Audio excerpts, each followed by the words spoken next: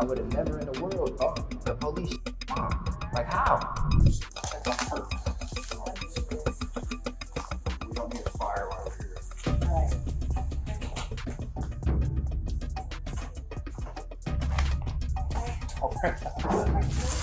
Huh? Away from your hot steaming water. Yeah. I never would have imagined the police would be involved in something like this. Like how we don't need a fire while we're just sitting here, right? Wait, what? Where are you going? Away from your hot steaming water? Really? Away from hot steaming water? You ever wonder what goes through a cop's mind before they shoot someone? Well, hold on tight, because it's about to take you on a wild journey through the thoughts when he confronted Sonya Massey. Was it fear, or was there something darker at play? Let's dig into this mess and see what's really happening behind that badge. But first, subscribe, and share this video. Meet Deputy Grayson, the cop who shot Sonya Massey. This story has everything: a 911 call, a black woman asking for help, and a cop with a past so shady it's got more secrets than a celebrity's DMs. But here's where it gets crazy. Grayson says he shot Sonya because of words. Yep, you heard me right. But trust me, there's a lot more history behind this. And it's messy. So let's rewind to that night when Sonya Massey's world was turned upside down. Picture this. It's just before 1 a.m. on July 6, 2024. Sonya is alone, scared, and thinks there's a prowler lurking outside her home. She does what any of us would do. She calls 911 for help. Little did she know, the real danger was about to walk through her front door. Sonya's on the phone, confused and freaked out, telling the operator about this mysterious prowler, hoping the cops will come and make her feel safe. But sometimes, the cure is worse than the disease, if you know what I mean. What do you need help with? Nothing. I don't know what to do. Do with what? What do you need help with? Nothing. I just want to see if I can help me. What do you want help with? Huh? What do you want help with? I heard somebody outside. Yeah, we checked your house, we checked your backyard. I walked all the way through all these backyards. We checked your front yard. We didn't see nobody, Yeah, so nobody's out here. You didn't see anybody. Nope. nope. Checked the whole area.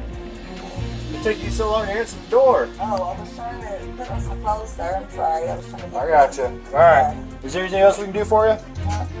Is there anything else I can do for you? I want to know, sir. Okay. Okay, all right. Doing all right mentally? Yes. Sure? My medicine, sir. All right. Okay. Thank God. Okay, all right. That's not your black car, though. The SUV? Whose is it? You don't know if someone just parked it in your driveway? They brought it to my driveway. You just left it? Yeah, let's go with that. Yeah. This case is exposing some big problems too. How are cops being trained? Why are they so quick to see danger even when there isn't any? And how do we fix this so people can actually feel safe when they call 911 for help? Grayson's wild excuse about words as weapons is making people raise their eyebrows. And despite his explanation, that's just the beginning. His past is even shadier. So get this. Grayson has been job hopping like it's a trend. 6 different law enforcement agencies in just 4 years. That's more changes than a pop star's hair color. Something's not right here, folks. It's like he just couldn't hold down a job. Now, you might think maybe he was just ambitious, but that's not it. This man's got not 1 but 2 DUIs on his record. That's right, a cop with a drinking problem. These weren't just small mistakes either. His first DUI happened while he was in the Army. Yep, you heard me. He was serving our country and decided to get behind the wheel after drinking too much. The military didn't take it lightly and kicked him out for serious misconduct. But wait, there's more. Grayson didn't stop at 1 DUI. He went for DUI number 2 in 2016. By this point, you'd think someone would have realized that maybe law enforcement wasn't the right fit for him. But no, he kept going. Now you might be wondering, how in the world did this man get a badge? Good question. It turns out Grayson was pretty open about his past. He disclosed it on his application to the Auburn Police Department, and they still hired him. It's like giving the keys to a store to a kleptomaniac. But Grayson's wild ride didn't end there. Remember that job hopping? Well, it wasn't always smooth. He got fired from one job for refusing to live in the right area.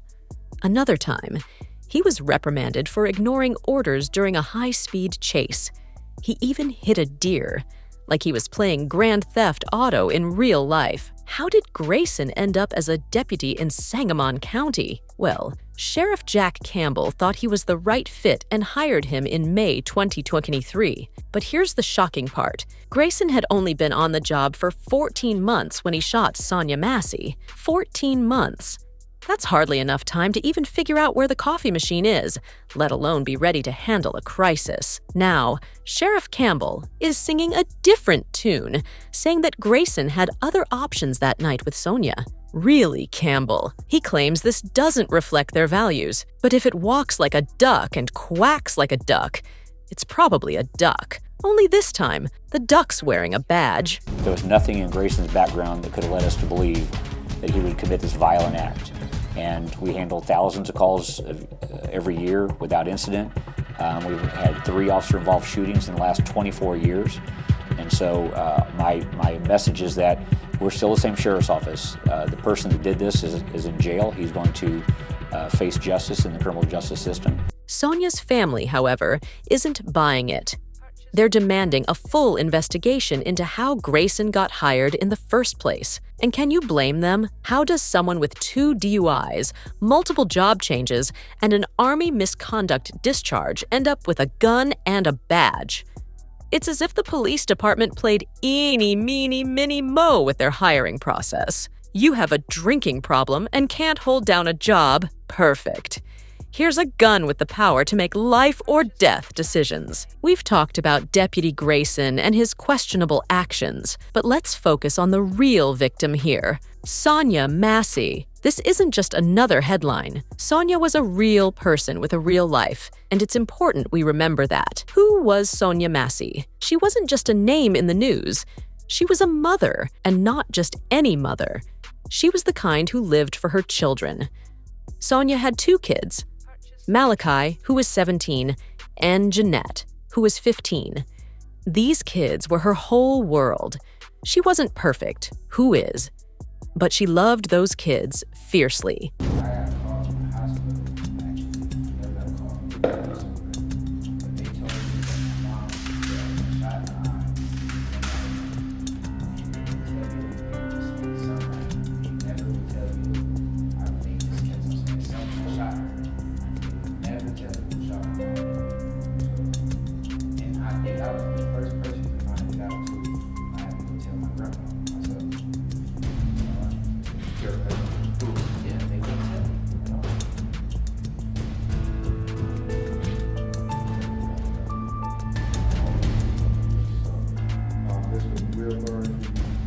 Sonya had her struggles, just like many of us do.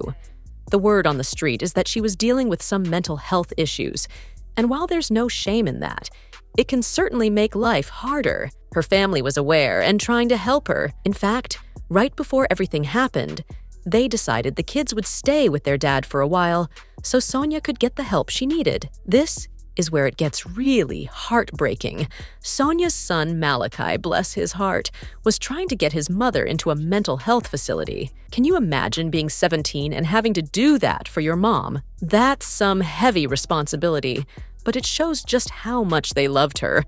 Malachi was willing to do whatever it took to get her the help she needed. It was an incident that happened earlier that day, and I talked to 2 officers or whatever, and I believe that it's the same officer that shot my mother. I talked to his partner first. Don't get the wrong idea about Sonya. She wasn't some angry or intimidating person. No, her uncle, who always kept it real, said she was a beautiful black queen. He said she was almost never angry and was always full of love. That's the kind of person Sonya was. Someone who, even when facing her own struggles, continued to spread love. And let me tell you, Sonya had faith. When everything went down with Deputy Grayson, do you know what she did? She asked him to pass her a Bible. In her darkest moment, she reached out for something to give her strength. That's the kind of woman Sonya was. I got some paperwork. Can you grab that Bible, please? Yeah. Hey, I just need your name so we can get out of here. Was there any damage previous to your car? Previous, yeah. I've got some paperwork. Can you grab that Bible, please? Yeah, I just need your name so we can get out of here. Was there any previous damage to your car? Previous. Yeah. Now, remember those words that scared Grayson so much? I rebuke you in the name of Jesus. That wasn't a threat. It was Sonya's faith speaking out. She was confused, she was scared, and she was trying to protect herself in the only way she knew how, through her faith. Ben Crump, the lawyer representing Sonya's family, put it best. He said Sonya's words reflected both her faith and her mental state at the time. But Grayson, instead of seeing a frightened woman who needed help, saw a threat. And that's where everything went wrong. Sonya needed help that night. She needed someone who could understand what she was going through, to see her as a human being who was struggling. Instead, she was met with violence. She was shot in her own home by someone who was supposed to protect her. This isn't just about police violence, though that's a big part of it. But it's also about how we treat people who are dealing with mental health issues. And let me tell you, the streets are on fire over what happened to Sonya Massey.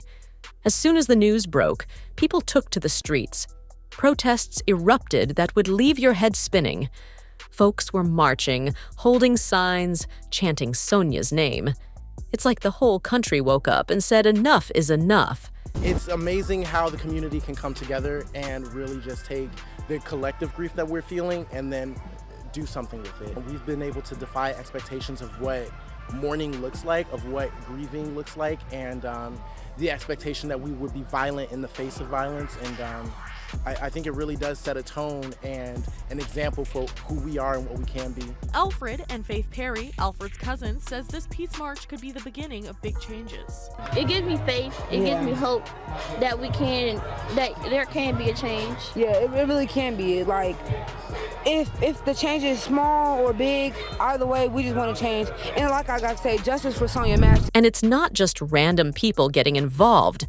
We're talking about big names stepping in. President Biden and VP Harris have both spoken out, saying we need serious changes in how our police operate. When the president and VP are weighing in, you know it's serious. But here's where things get really interesting. Everyone's eyes are on Sheriff Jack Campbell now. Let me tell you, he's feeling the pressure. People are calling for his resignation, saying he's gotta go. But Campbell? He's holding on tight, like a kid clinging to a favorite toy. You might wonder why everyone is so angry at Sheriff Campbell. Well, it's because he's the one who hired Grayson in the first place.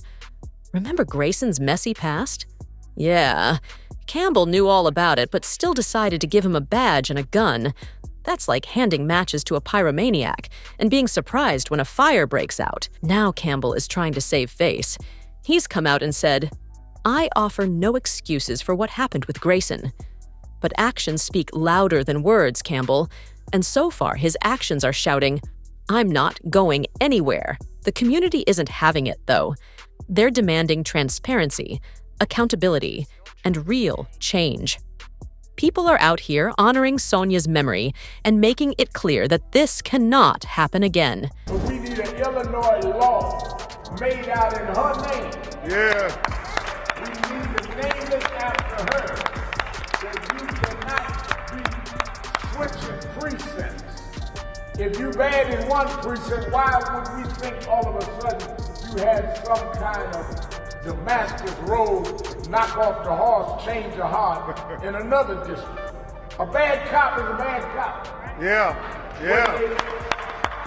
When they arrest people in our community, what is the first thing they do? Check our record. Yeah. Well, we should have the right to check the record of all. Check the record. But here's the scoop. Some folks are whispering that Campbell is protecting Grayson. Why? That's the million-dollar question. Is it because admitting that hiring Grayson was a mistake would make Campbell look bad? Or is there something deeper going on? The streets are buzzing with theories that'll make your hair stand on end. Now Grayson is facing charges of first-degree murder and official misconduct. That's some serious stuff, y'all. Grayson's sitting in jail with no bond, meaning he can't just pay his way out and go home. He's stuck there, probably wondering how he went from being a cop to being behind bars. It's like a TV drama, except this is real life. And get this, Grayson is claiming he's not guilty. Yes, you heard that right. After everything we know, after the body cam footage, after Sonya's family's pain, he's still saying he didn't do anything wrong. It's like he's living in a whole different reality. This case is heading towards a legal battle that's going to get messy. You've got Grayson declaring his innocence, the prosecutor accusing him of murder, and Sonya's family demanding justice. It's going to be a wild ride, and you can bet the whole country will be watching. But here's the question on everyone's mind. Will justice actually be served this time? We've seen cases like this before, where cops walk free, even when it seems clear they were in the wrong. People are worried that Grayson might get off easy, that the system might protect one of its own. And it's not just about Grayson. This case is casting a spotlight on some deep issues within our justice system. How do we ensure cops are held accountable? How do we prevent this from happening again? These are the questions keeping people up at night, and the answers aren't simple. The streets are saying we need change. Big, shake it up kind of changes. We're talking about how cops are trained, how they handle mental health situations, and how they're held accountable when they mess up. And let's be honest, it's not going to be fixed overnight. It's going to take all of us speaking up, demanding better, and refusing to let this story fade away, like yesterday's news. But what do you think? Is this the wake-up call we need to finally fix our broken system, or will it just be another headline that fades away? Share your thoughts in the comments, because your voice matters in this conversation. And stay tuned. This story is far from over. There's going to be more to reveal, more drama to unfold, and you can count on us to break it all down for you. So hit that subscribe button and stay tuned. You won't want to miss what's coming next in this wild ride.